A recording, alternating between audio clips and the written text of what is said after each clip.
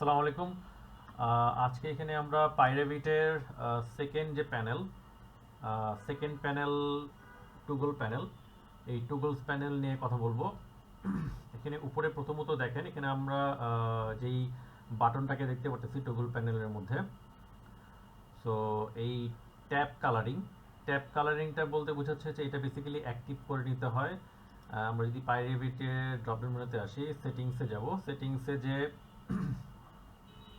UX এই অপশনটাতে on করব। সো এটা অন করে নিয়ে আমরা কালারাইজ ওপেন ডকুমেন্ট এই বাটনটাতে টিক দিয়ে নিব, সেভ অ্যান্ড রিলোড। তো এটা অ্যাপ্লাই করার পরে আমি যদি ট্যাব কালারিং এর মধ্যে ক্লিক করি, তখন যেটা হবে যে আমরা যখনই কোনো উইন্ডো, এখানে নতুন একটা প্রজেক্ট ওপেন করতেছি, আমি নতুন একটা প্রজেক্ট ওপেন করব।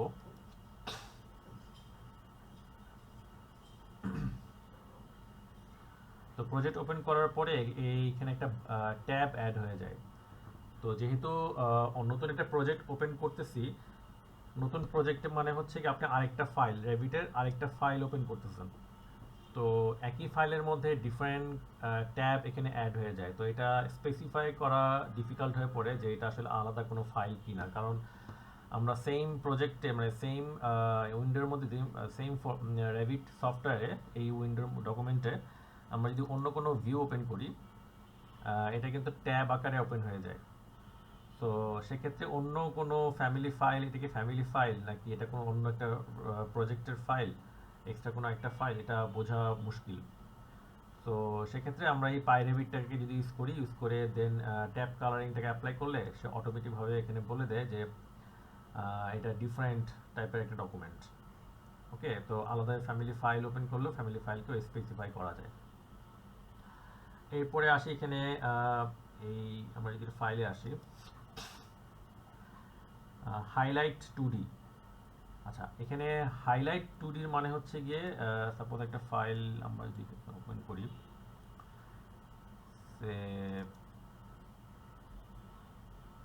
ওকে, এখানে দেখেন এই প্ল্যানটার মধ্যে টু ডিমেনশনাল ড্রয়িং বলতে বুঝি টু ডিমেনশনাল এলিমেন্ট হচ্ছে লেখাগুলা, রুম এলিমেন্ট, অথবা আমরা যদি এখানে সরাসরি কোনো টু ডি লাইন, ডিএল, এখানে ডিএল কিছু লাইন দিয়ে ড্র করতেছি, প্লাস হচ্ছে গিয়ে আমরা অ্যানোটেট দেন রিজিয়ন দিয়ে এখানে কোনো একটা অবজেক্ট স্পেসিফাই করতেছি, এটা টু ডিমেনশনাল হ্যাচ দিয়ে অ্যাপ্লাই করতেছি।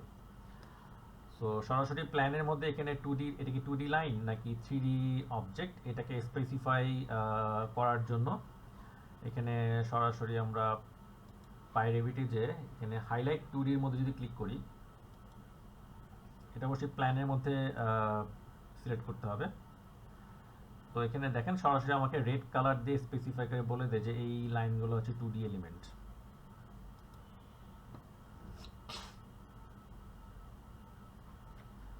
ওকে, এটা হচ্ছে টু ডি এলিমেন্টকে স্পেসিফাই করার জন্য এই বাটনটা ইউজ করা হয়।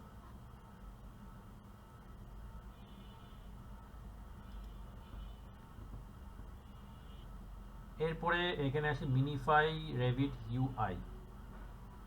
এই যে বাটনগুলো দেখতেছেন উপরের দিকে, menu bar, file, architecture, structure, steel, precast, তো এরকম বিভিন্ন ধরনের এক্সটেনশন প্যানেল অ্যাড করা যায়। এক্সটার্নাল যে থার্ড পার্টি প্লাগইনস আছে, যদি এখানে ইনস্টল হয় রেভিটে, তো সাথে সাথে ডান দিকের সেকশনে একটা এক্সট্রা প্যানেল এক্সটেনশন এখানে অ্যাড হয়ে যায়। হ্যাঁ, যেমন এন্ডস্কেপ এখানে অ্যাড হয়ে গেছে। তো আমি যদি এটাকে মিনিমাইজ করে রাখতে চাই, তো সরাসরি পাইরেভিট দেন এখানে সরাসরি আমি যদি ক্লিক করার পর দেখবো যে এটা এক্সটেনশন হয়ে গেছে। আবার মিনিফাই রেভিট ইউ এর মধ্যে ক্লিক করলাম, দেন দেখবো যে এই মেনু বারের মাল্টিপল অপশনগুলো এখানে এক্সটেনশন, যেই এক্সট্রা এক্সটেনশনগুলো ছিল ওগুলো এখানে আমার মিনিমাইজ করা যাবে। ওকে, এটা জায়গাটা কমে আসবে। তো এটাকে আলাদাভাবে স্পেসিফাই করা যে কোন এক্সটেনশনটাকে আমি এখানে মিনিমাইজ মানে হাইড করে রাখতে চাচ্ছি। এখানে শিফট প্রেস করে ধরে নিয়ে ক্লিক করলে তখন অটোমেটিকভাবে এই ডায়লগ বক্স চলে আসে যে আমি এখানে স্পেসিফাই করে দিতে পারবো যে কোন এই এক্সটেনশনগুলোকে আমি হাইড করব। সো এটা গেল হচ্ছে আমার এই মিনিফাই ইউআই। এরপরে আসি এখানে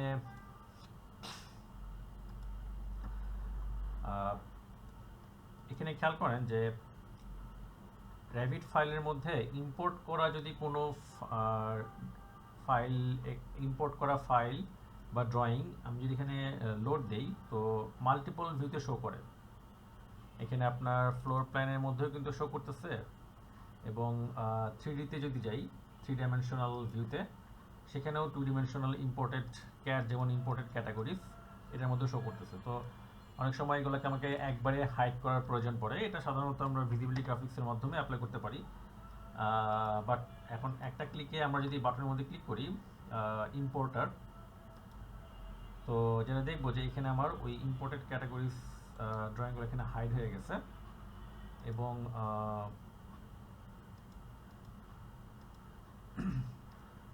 ওই কারেন্ট ভিউতে সব ইম্পোর্ট যেই ডকুমেন্ট ইয়েগুলো ছিল ইম্পোর্টেড ক্যাটাগরির যেই এলিমেন্টগুলো ওগুলো অটোমেটিকভাবে দেখবো যে একটা বাটনে ক্লিক করলে এটা হাইড করতে পারতেছি। অটোমেটিক আমাদের কয়েকটা যে স্টেপে যেতে হয় ভিজিবিলিটি গ্রাফিক্সে যে সেটা এখানে অ্যাপ্লাই করা লাগতেছে না।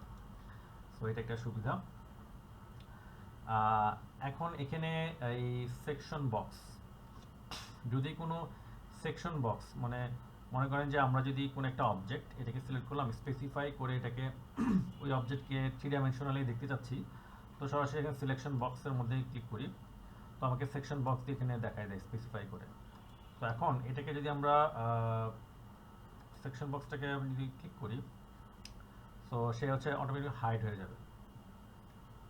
এটা হাইড করা আরেকটা ওয়ে হচ্ছে কি, যদি আমার পাইরেভিট না থাকে তখন এটাকে সিলেক্ট করে অথবা আমি এই ভিউতে যদি ক্লিক করে এখানে সেকশন বক্সের মধ্যে বাদিকে দেখেন সেকশন বক্স, এটার মধ্যে বাটনে আমি ক্লিক করলো এটাকে আমি ইয়ে করতে পারবো সরি এটা রাইট বাটন ক্লিক করে হাইড ভিউ বাই এলিমেন্ট, এটা এমনি হাইড করা যাচ্ছে যেটা র্যাভিটে বাই ডিফল্ট হিসেবে সেট করা আছে।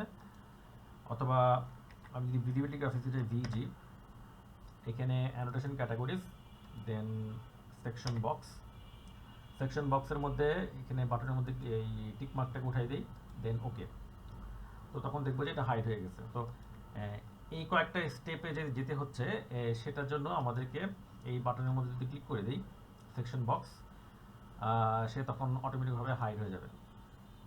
হ্যাঁ, আমি আবার কন্ট্রোল জেডে আসি, ওকে। তো দেখবো যে এটা আমি কি একটা বাটনে ক্লিক করলে অটোমেটিকভাবে দেখবো যে এটা হাইড হয়ে যাচ্ছে। আবার যদি ক্লিক করি এটা আবার চলে আসতেছে। সো কয়েকটা স্টেপে আমাকে যেতে হচ্ছে না। সো এই আসলে পাইরেভিটের এই বাটনগুলা কাজের যে ধারা ওই ধারাটাকে ত্বরান্বিত করে।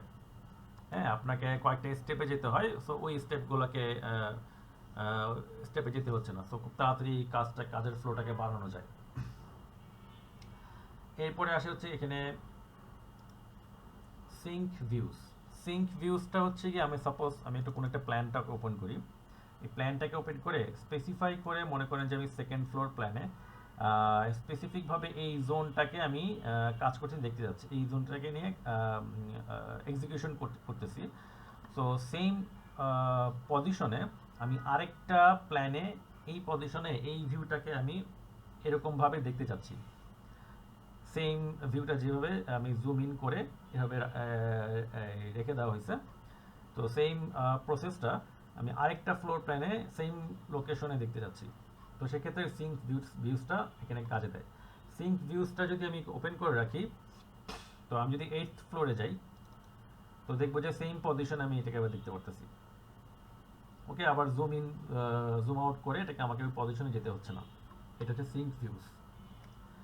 এরপরে আসে হচ্ছে কি সিঙ্ক্রোনাইজ হচ্ছে কি বেসিক্যালি এখানে ক্লিক করলে বলে যে current document not work shared or was not synced. প্রত্যেকটা ডকুমেন্টের রিড ফাইলে সিঙ্ক্রোনাইজেশন করা যায় সেন্ট্রাল ফাইলের সাথে, যেটা হচ্ছে কি মাল্টিপল কোঅর্ডিনেশন ডিসিপ্লিনের সাথে কাজ করার সময় এখানে এই ওয়ার্ক শেয়ার করা অ্যাপ্লাই করা দরকার পড়ে। এখানে মডেলটা আসলে ওনারটাকে এবং লেয়ার ওয়াইজ অ্যাপ্লাই করার জন্য এই ওয়ার্ক শেয়ারিং প্রসেসটা প্রয়োজন পড়ে। তো তখন এই সিঙ্ক্রোনাইজেশনটা কাজে দেয়। এখানে সিঙ্ক্রোনাইজেশন হচ্ছে গিয়ে আপনার ওয়ার্ক শেয়ার যদি যেমন ধরেন যে এখানে এই যে মডেলটা হচ্ছে আপনার ওয়ার্ক শেয়ার অ্যাপ্লাই করা আছে, তো এখানে আমি কাজ করার পর সিঙ্ক্রোনাইজ যদি করতে যাই তখন সেক্ষেত্রে আমাকে কোলাবোরেট দেন সিঙ্ক্রোনাইজ সেন্ট্রাল এখানটাতে ক্লিক করতে হয়। দেন এখানে ক্লিক করে আবার অ্যাপ্লাই করা লাগে। এই যে কয়েকটা স্টেপ, ওই কয়েকটা স্টেপে যেতে হচ্ছে না। তো সেক্ষেত্রে আমরা যদি এখানে সরাসরি পাইরেভিটে যে সিনক্রোনাইজের মধ্যে ক্লিক করি, তখন সে অটোমেটিকভাবে বাকি যে কাজগুলো সব একসাথে সিনক্রোনাইজেশন করে নেয়। শো ভিউ রেঞ্জ, আমরা যদি VR এর প্লেস করি, তখন এখান থেকে প্রত্যেকটা ভিউতে ভিউ রেঞ্জটাই আমাকে এডিট করতে হয়, কিন্তু সে আসলে 3 ডাইমেনশনালি আমি এই ভিউ রেঞ্জের স্যাম্পলটাকে বা ভিউ রেঞ্জ যেই গ্রাফিক্যাল এলিমেন্ট, ওইটাকে অ্যাজ এ গ্রাফিক্যাল এলিমেন্ট হিসেবে তাকে দেখতে চাচ্ছি যে 3D এক্সোনোমেট্রিক ভিউতে। সে আসলে প্রত্যেকটা ফ্লোর প্ল্যানে কোন লেভেলে এটা অ্যাড হয়ে আছে। হ্যাঁ, তো এটাকে আমরা যদি ভিজুয়ালাইজ করতে চাই এই ভিউ রেঞ্জটাকে, প্রথমত আমরা যদি সাপোজ এই প্ল্যানটাতে যদি দেখি, তো প্রথমত এখানে আমাকে সেকশন বক্সটাকে অন করতে হবে। বাঁদিকে প্রপার্টিজের মধ্যে সেকশন বক্স এক্সটেন্ড গ্রুপের আন্ডারে সেকশন বক্সটাকে ওপেন করতে হবে। তো ওপেন করার পরে এখানে আমি শো ভিউ রেঞ্জের মধ্যে ক্লিক করব। তো শো ভিউ রেঞ্জের মধ্যে ক্লিক করার পরে এখানে আমাকে একটা ছোট একটা পপআপ উইন্ডো আসবে এবং কালার দিয়ে বুঝিয়ে দেবে যে top plane, cut plane, bottom plane, view depth আসলে কোনটা বোঝাচ্ছে।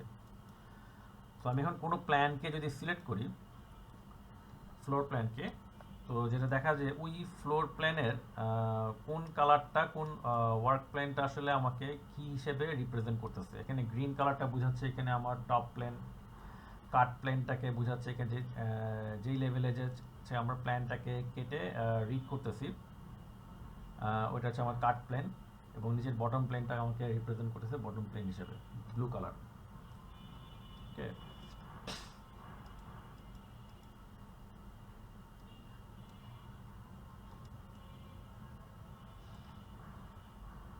সো এবং যে কোনো ফ্লোর প্ল্যানে যদি যাই, ফ্লোর প্ল্যানের মধ্যে ক্লিক করলে তখন আমাকে ওই ভিউ রেঞ্জের রেঞ্জটা আমাকে বলে দেয় কোন পজিশনে ভিউ রেঞ্জটা সেট হয়ে আছে। সো এটা আরও মডেলটাকে ভিজুয়ালাইজ করতে আরও ইজি হয়।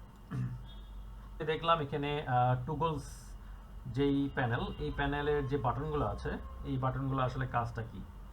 পরের সেকশনে আমরা দেখব যে সিলেকশন প্যানেল। সিলেকশন প্যানেলের মধ্যে আমরা দেখব যে এখানে বিভিন্ন ধরনের বাটন এবং বাটনগুলো আছে, সিলেকশন করতে হয় কিভাবে এবং এগুলো আইসোলেট করা, কপি করা। সো পরের ভিডিও দেখব যে এই বাটনগুলোকে আমরা কিভাবে ইউজ করতে পারি পাইরেভিটে এবং ড্রয়িংয়ের সাথে।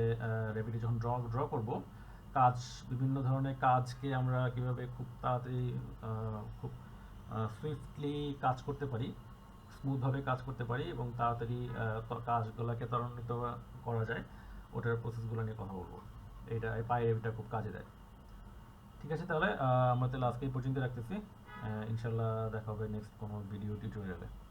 থ্যাংক ইউ, আসসালামু আলাইকুম।